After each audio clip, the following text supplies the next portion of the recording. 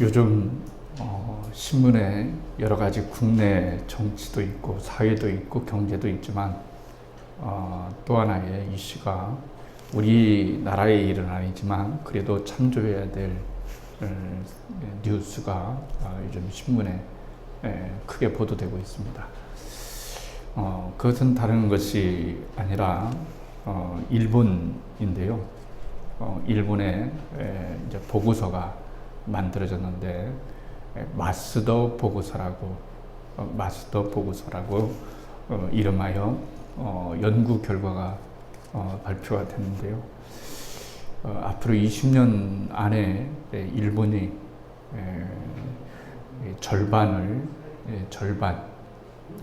인구의 절반을 유지할 수밖에 없다라고 하는 것이 예상은 했지만 실제적으로 보고가 되었습니다. 그것은 우리가 아는 것처럼 일본이 초고령 사회를 진입했기 때문에 그렇습니다. 초고령 사회에 진입을 했기 때문에 여러 가지 문제를 안고 있습니다.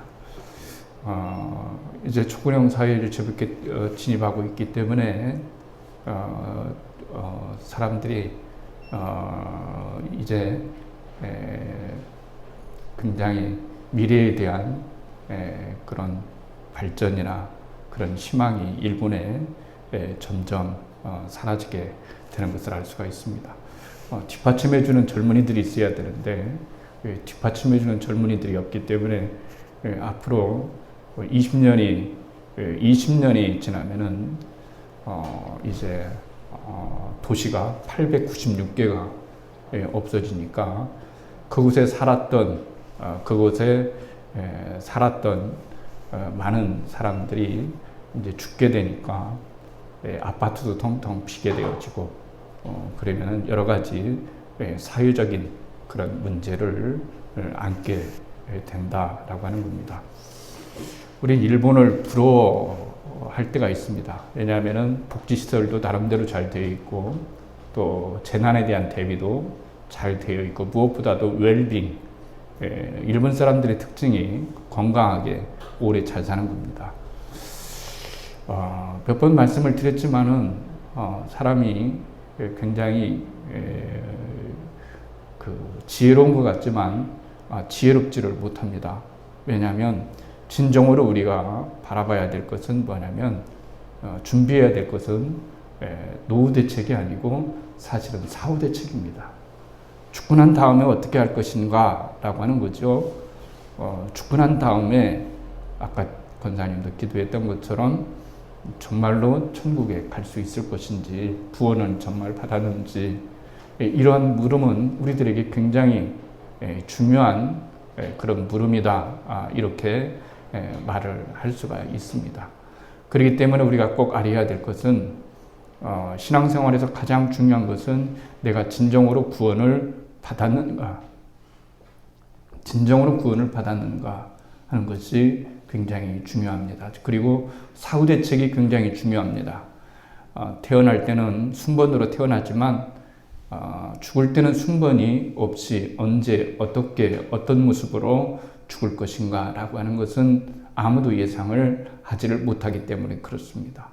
그래서 우리는 불상의 개념이 좀 다릅니다. 우리가 불쌍하다라고 했을 때는 기독적인 시각에서는 이 세상 것을 바라보지 않고 저 너머에 있는 세상의 것을 바라보면서 그것으로 판단을 합니다. 어떤 사람이 젊었습니다. 그런데 안타깝게 죽음을 맞이했다고 합시다. 그런데 예수를 믿게 되었습니다. 그리고 구원을 받았습니다. 그러면은 그 사람에게는 굉장히 소망이 있는 거죠. 어떤 사람 오래 살았습니다. 건강하게 살았습니다. 성공도 했습니다. 돈도 많이 가지고 있습니다. 예수를 믿지 않았습니다. 도대체 무슨 차이일까요? 이 땅에서의 전부라고 한다면 전부 모든 것들이 이 땅에서 다 끝난다고 한다면 우리의 인생의 삶이 얼마나 허무하고 무의미하겠습니까? 공부에다가 죽으라고 공부해서 또 열심히 사회 나와서 다시 시험 공부를 해서 다시 직장에 취직하고 직장에 취직해서 결혼해서 아이를 낳고 아이를 낳아서 그냥 열심히 길렀는데 또 이 아이들이 자라면은 다 각자의 길을 가는 것이고 인생이 늙어가는 것이고 그리고 늙고 난 다음에는 생로병사 하는 것인데 그것이 전부라고 한다면 얼마나 문제냐는 거예요. 그렇기 때문에 성경은 우리에게 옛날 2000년 전의 이야기 혹은 4000년 전의 이야기를 고전적 얘기를 그냥 꺼내는 것이 아니라 사실 성경이야말로 오늘날 우리들에게 가장 가치 있는 그런 이야기고 가치 있는 말씀입니다.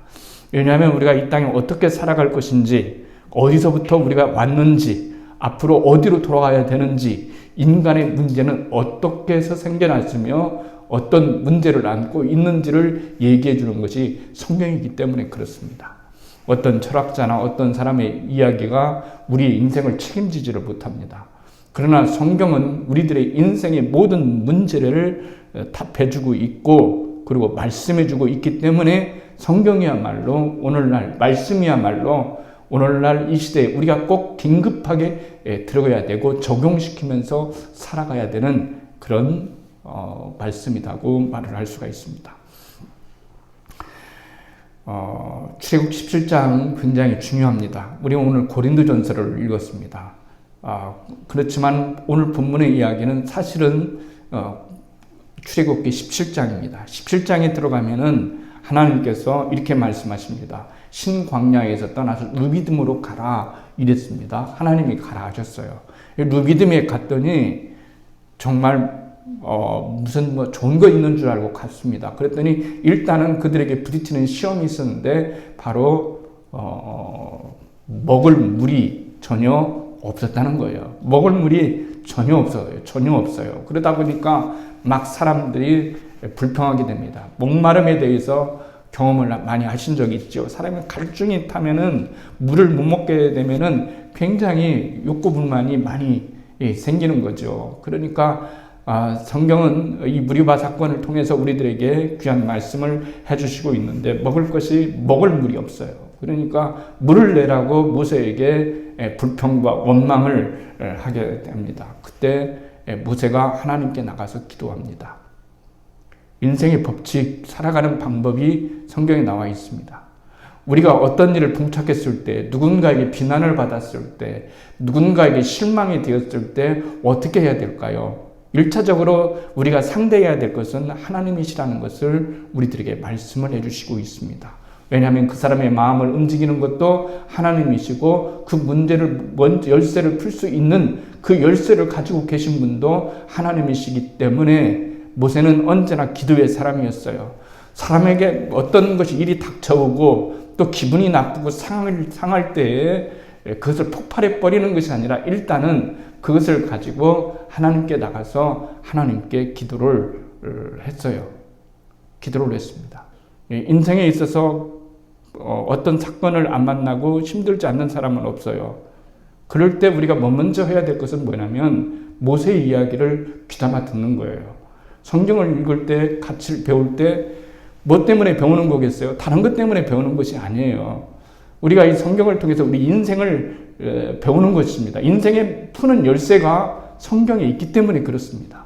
성경은 반드시 우리 삶 속에 열쇠를 제공합니다. 문제 해결을 제공합니다. 원망이 있습니다. 모세가 같이 원망할 수 있습니다.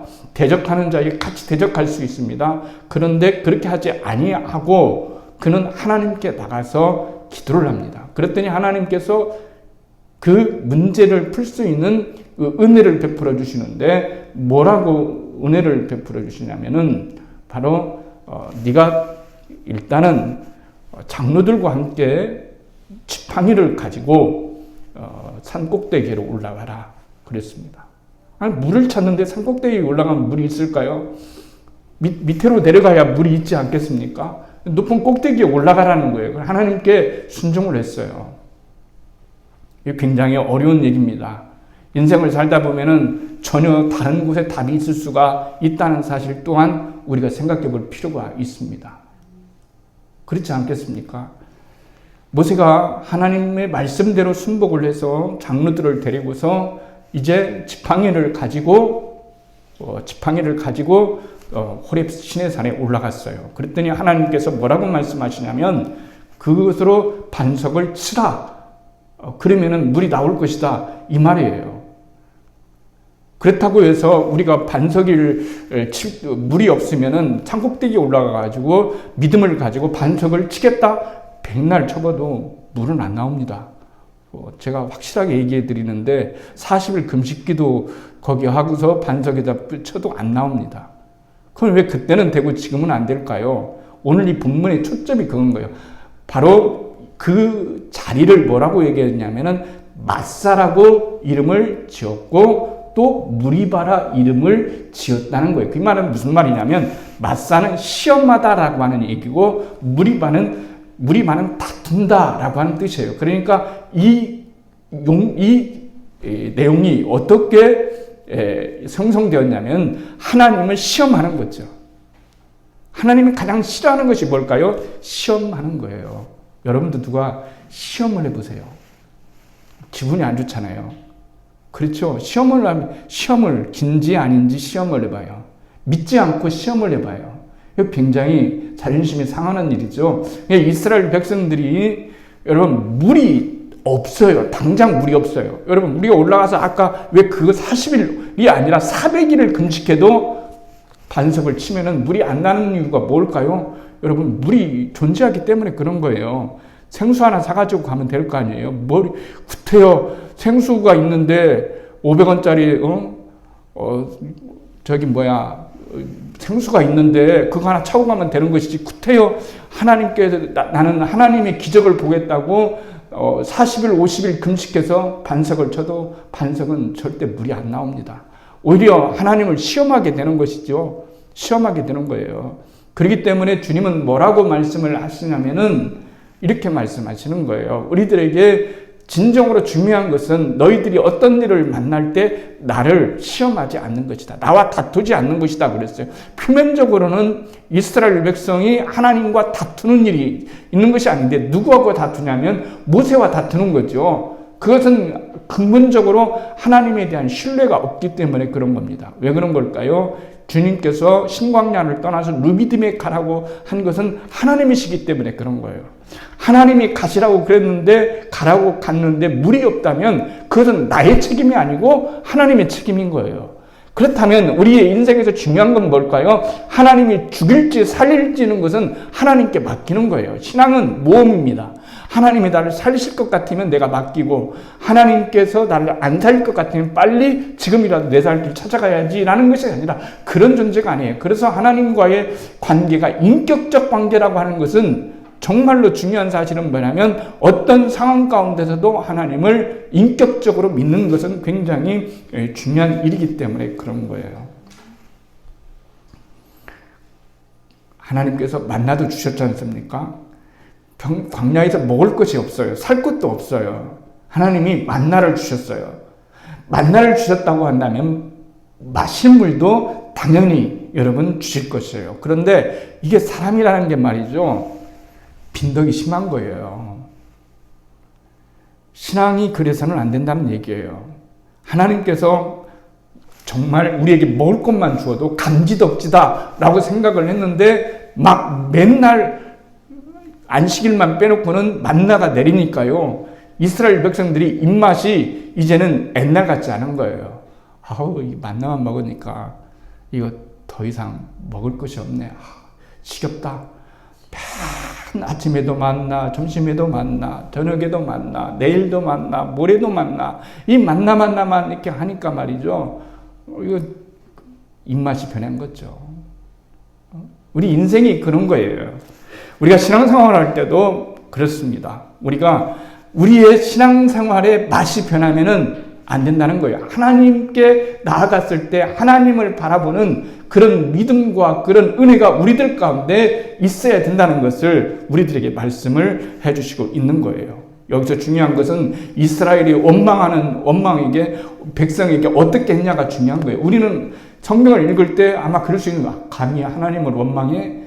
하나님께 불평해? 그러면 하나님이 이스라엘 백성에게 어떤 벌을 내리셨는가 보자. 이런 개념으로 성경을 봐서는 안 된다는 거예요. 하나님은 지금 그런 식으로 접근하고 있는 것이 아니에요. 하나님은 바로 중요한 것은 원망하는 이스라엘에게 어떻게 생각했냐가 아니고 물을 내시는 방법이 무엇이었느냐 하는 것에 초점을 두고 있는 거예요. 물을 내시는 방법, 이스라엘 백성에게 어떻게 혼내줄까, 이런 거에 하나님이 먼저 관심을 가지신 것이 아니라 물을 내는 방법에 대해서 말씀하시는데, 물을 얻는 방법이 내 생각과는 전혀 반대의 생각에 전혀 딴 데 있었다는 거예요. 나는 거기에 있는 줄 알았는데 하나님은 그런 데에 있는 것이 아니었어요. 어디 가서 물을 찾아라. 거기 가면 저수지가 있을 것이고, 아니면 그 밑에서 샘물이 있을 텐데 샘물에서 물이 막 쏟아오고 이러겠다, 이렇게 한 것이 아니라 오히려 이스라엘 장로들을 데리고 산 꼭대기에 올라가서 산 꼭대기에 바위밖에 없는데 그 바위를 치라라고 이렇게 말씀을 하는 거예요. 하나님과의 관계는 온데간데 없고 물질적인 차가운 관계만 있으면 하나님과 우리의 관계는 곧 끊어지게 되어지고, 그리고 끊어진 줄도 모르고 살아가는 경우가 굉장히 많이 있기 때문에 그렇습니다. 인생을 살다 보면 결핍이 있습니다. 사람에 대한 결핍도 있고, 사랑에 대한 결핍도 있고, 물질에 대한 결핍도 있고, 여러 가지 결핍들이 있어요. 그때 우리는 환경을 보지 말고 어떻게 하냐, 하나님의 음성을 들어야 된다고 하는 거예요. 하나님은 해결적으로 반석을 치게 하셨어요. 우리가 대답을 알고 있으니까 이렇게 하나님이 그러셨다는 것을 알지, 우리가 이 성경을 알지 못했다면 감히 하나님께서 물을 내실 때, 여러분도 인생에도 물이 좀 나와야 되는데, 반석에서 물이 좀 나와야 되는데, 생명수가 나와야 먹을 것인데, 문제가 풀어질 것인데, 여러분들이 생각했던 방식과 방법대로 어떤 문제가 풀어지는 것이 아니라 하나님의 방법과 하나님의 방식대로 문제가 풀어지더란 말입니다. 그러니까 모세는 불평과 원망을 하지 않았어요. 왜 그런 걸까요? 기도했기 때문에 그런 거예요.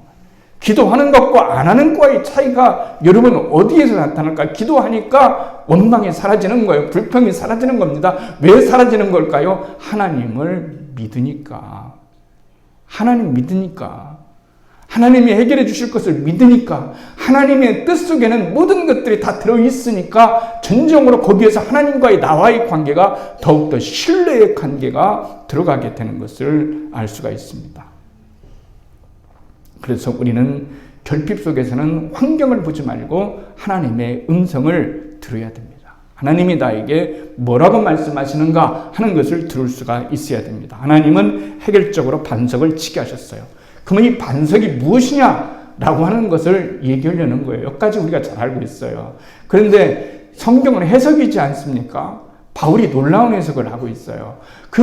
이 반석의 사건을 해석하는 것이 오늘 우리가 읽었던 고린도전서 1장과 4절에서 말씀하시는 거예요. 뭐라고 말씀하시냐면 이렇게 말합니다. 형제들아, 나는 너희가 알지 못하기를 원하지 아니하노니 우리 조상들이 다 구림 아래 있고 바다 가운데 지나며 모세에게 다 구름과 바다에서 세례를 받고 그랬습니다. 여기까지를 말씀을 드리면 이런 얘기인 거예요. 예배자가 어떤 사람일까요?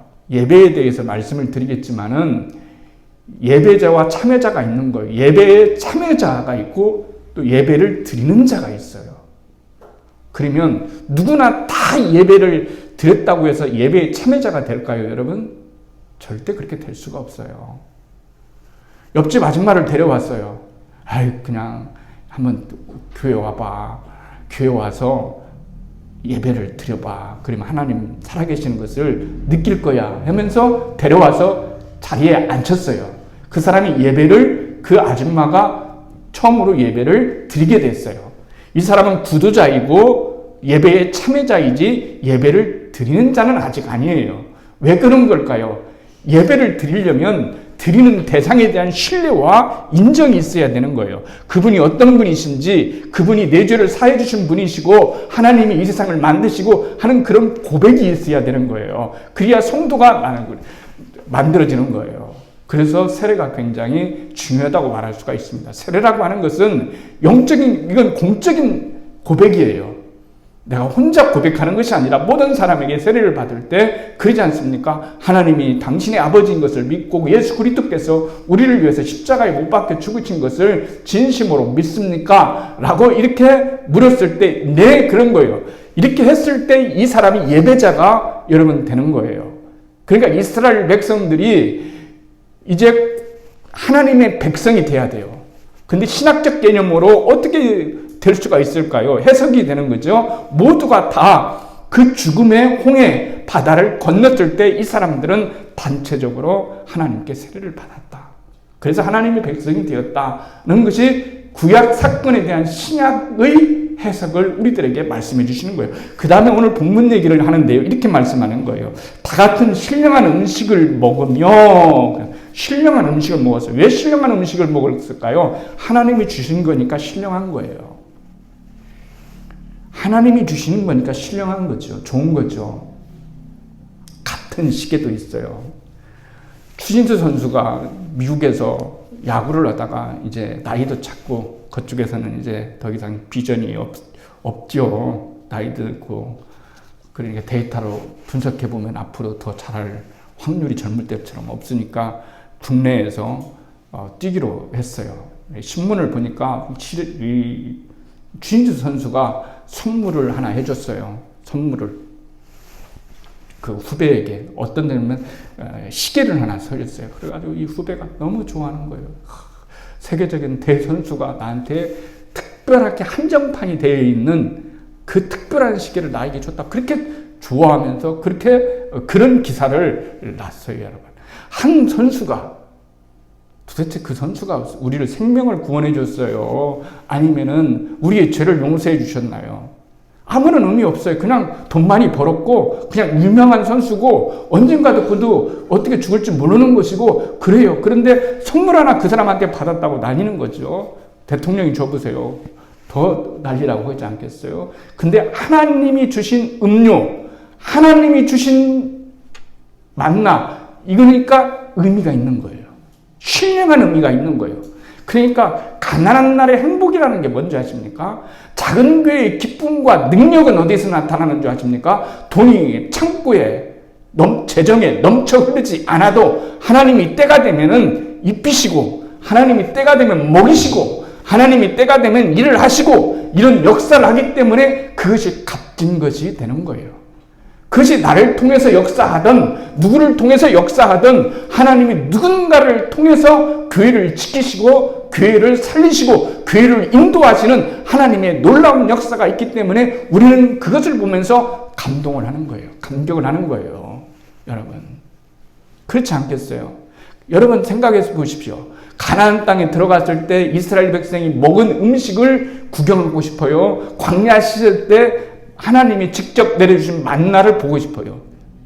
만나를 보고 싶죠. 가나안 땅에 들어가 있는 거 우리가 뻔한 거 아니겠어요. 우리가 먹고 있는 거 그대로 먹었다 해도 얼마나 먹겠어요. 그러니까 오늘 여기서 신령한 음료를 마셨으며 이는 그들을 따르는 신령한 반석으로부터 마셨으며 그 반석은 곧 그리스도라. 이렇게 얘기해요. 반석이 그리스도래요. 수천 년 전에 이스라엘 백성이 물이 없다고 하나님께 원망했을 때 시내산에 올라갔을 때 거기서 터뜨렸던 그 반석, 물이 나왔던 그 반석이 누구냐? 예수 그리스도다. 그래서 찬송은 그리스도는 나의 반석이시오. 이렇게 여러분 얘기를 하는 거예요. 반석이 터지는 사건은 곧 그리스도 예수의 고난의 사건을 예표하는 거예요. 예표. 미리 이 얘기를 하는 거예요. 거기서 반석은 그리스도예요. 반석이 터지는 것은 그리스도의 고난이에요. 반석이 터지잖아요. 그리스도의 고난이 있잖아요. 여러분 제가 묻겠습니다. 십자가 사건이 슬픈 날이 예수님이 십자가에 못 박혀 죽으셨어요. 복음의 핵심은 언제나 십자가입니다. 그리스도의 십자가예요. 그런데 여러분에게 제가 질문했을 때 뭐라고 질문하냐면 여러분 부활절날은 당연히 기뻐하니까 물어보나 마나죠. 예수님이 십자가에 못 박혀 죽으신 그 금요일 날 그때가 슬픈 날입니까? 기쁜 날입니까? 슬픈 날이에요? 기쁜 날이에요? 이재영 권사님 생각은 어때요? 예?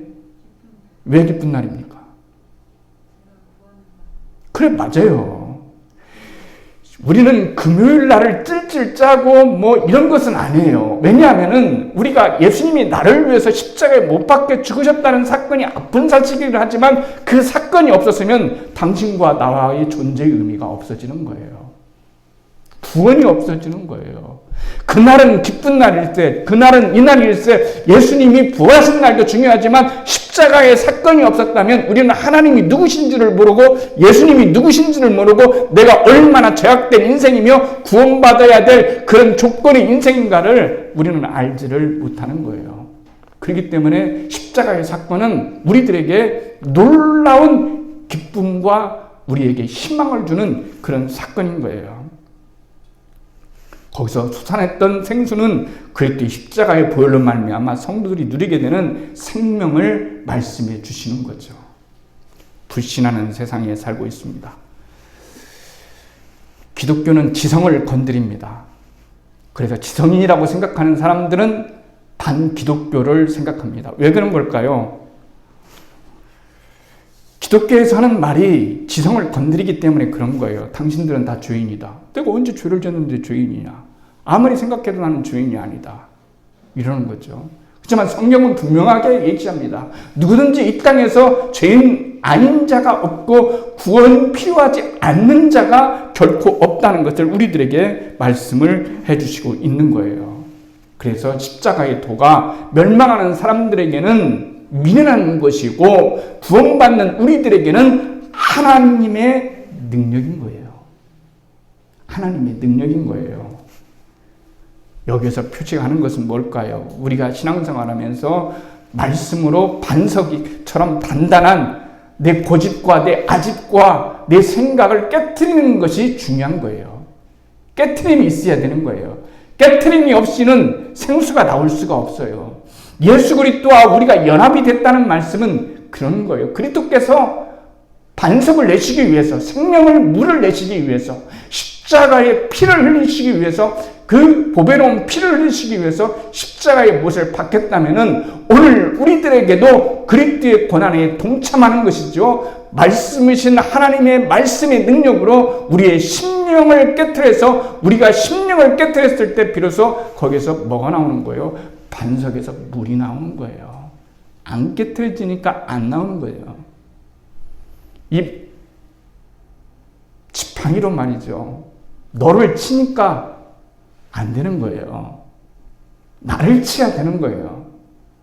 반석으로 지팡으로 나를 쳤을 때 비로소 거기에서 흘러나오는 하나님의 놀라운 생명수를 마시면서 진짜로 하나님의 은혜를 경험하게 되는 거죠. 목마른 인생들을 살고 있어요. 얼마나 목마른 자십니까? 사람들이 안 마른 자들이 없어요. 다 목마랐어요. 주님께서 뭐라고 말씀하셨냐면 이렇게 말씀하셨어요. 너희들은 다 지금 죄 아래 있다. 진리가 자유케 하리니 너희들을 자유케 하리라. 이렇게 말씀하니까 이 사람들이 기분이 되게 나쁜 거예요. 왜 기분이 나쁜 걸까요? 내가 언제 갇힌 적이 있고 노예된 적이 있느냐. 우리 조상이 아브라함이고 자유롭게 지금 몇천 년 동안 이렇게 살아왔는데 어떻게 우리를 그렇게 얘기할 수 있느냐라고 하는 거예요. 예수님 눈으로 볼 때는 너희들은 구원받아야 될 죄인의 존재를 밖에 안 된다는 사실을 인정하지 못하는 거예요. 세상은 인정하지 않습니다. 인정하지 않아서 어떻게 하려고요? 여러분, 정말 다른 곳에 진리가 있습니까? 돈에 인생의 길이 있습니까? 권력의 길이 있습니까? 성공의 길이 있나요?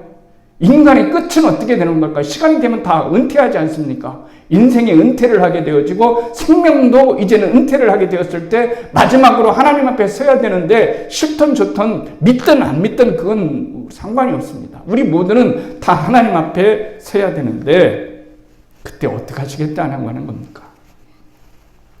그렇기 때문에 목마른 인생들에게 필요한 것은 그리스도의 십자가요, 그리고 그리스도입니다. 돈, 명예, 쾌락, 행복, 성공, 인정, 이거 다 헛된 겁니다. 헛된 것인 것을 진짜 알고 버렸을 때 내 마음속에 찾아오는 진정한 행복을 느낄 수가 있는 겁니다. 인생은 저마다 목말라 있어요. 누구를 찾아가도 목알 마는 사람이 없어요. 다 목말랐어요. 그래서 그 목말란 것을 죽이려고 하지만은 그것은 바닷물과 물을 먹는 것 같아서 죽이면 죽일수록 계속해서 목마른 인생을 살아가는 것이 인간이기 때문에 주님은 오늘날 우리들에게 십자가를 제시하는 거예요. 하나님이 우리에게 제시하신 그 놀라운 구원의 해결책은 십자가인 거예요. 십자가를 바라봐라. 십자가를 바라봐라. 십자가의 능력을 경험해라. 십자가를 묵상하라. 십자가를 말하라. 십자가를 자랑하라. 이런 거예요. 왜 그런 걸까요? 십자가에 우리 인생의 모든 것이 다 담겨져 있고 십자가는 우리에게 말하는 능력이 있기 때문에 그런 거예요. 예수님이 나에게 필요한 주요 그리스도이심을 고백하고 나아가는 우리들이 될 수 있어야 됩니다. 주님은 우리를 터뜨려 주십니다. 반석이신 주님께서는 우리들에게 생명수를 그리고 보배로운 피를 주셔서 우리로 살게 하셨습니다. 우리는 하나님의 은혜를 입은 자들입니다. 그렇게 생각한다면 나머지는 정말 시시한 거 아닙니까? 인생을 쉽게 보라는 얘기가 아닙니다. 아가페라는 카페를 자주 얘기하는데요. 거기 책을 읽다 보면 일주일에 한 두 번 정도 아이가 옵니다. 하나는 지네 엄마의 손을 이끌고 오고요. 하나는 이렇게 맡은 자가 교육받는 아줌마가 데리고 와요. 키가 저보다 더 커요. 등치도 더 커요. 그런데 생각하는 지능지수는 3살이나 4살 정도 돼요. 가족 그때부터도 막 가르쳐요. A, B, C, D 그렇게 하지 말랬잖아. 둘에서 하나를 빼면 7에서 2를 빼면 몇 개야. 계속 그거 가르쳐요. 그것을 보면은 무슨 생각이 납니까? 우리는 너무 은혜를 많이 입었구나. 하나님 앞에 너무 은혜를 많이 입었구나.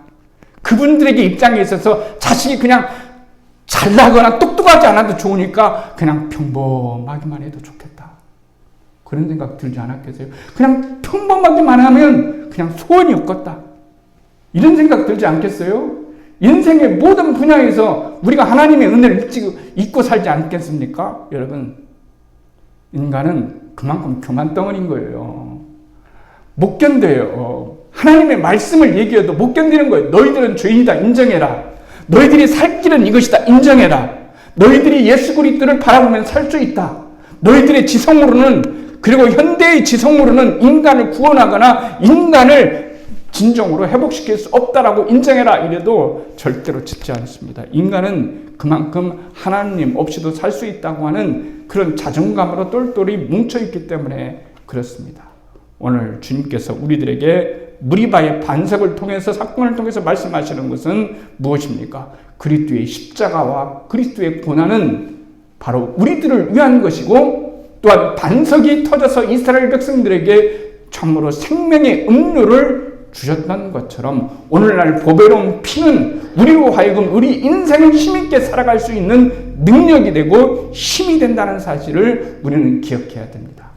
우리가 그리스도 안에 속해 있다. 이 사실이 우리를 살아가는 원동력이 여러분 돼야 됩니다. 돈이 원동력이 되면 돈 떨어지면 어떻게 하려고요? 건강이 원동력이 되면 건강 떨어지면 어떻게 해야 되려고요? 성공이 원동력이 된다면 사람이 여러분 성공이 없으면 어떻게 되려고요? 그렇기 때문에 영원히 변치 않는 우리의 구원자는 그리스도이므로 그리스도 안에서 우리가 새로운 생명을 얻고 하나님의 자녀가 되었다는 이 사실이 우리가 한 주간 동안에도 우리가 힘있게 살아갈 수 있는 능력이고 기대라는 사실을 성경은 우리들에게 말씀해 주고 있습니다. 저는 이 놀라운 십자가의 사건이 여러분의 사건이 되고 무리바의 사건이 우리의 사건이 되면서 주님이 터뜨려졌듯이 십자가에서 깨졌듯이 우리 자녀도 우리 안에서 꿈틀거리는 자들이 깨져서 거기에서 생물이 나올 수 있는 그런 놀라운 기적, 그리하여 나를 통해서 많은 사람들이 생물을 먹을 수 있는 그런 축복의 통로가 되기를 주님의 이름으로 축원을 드립니다.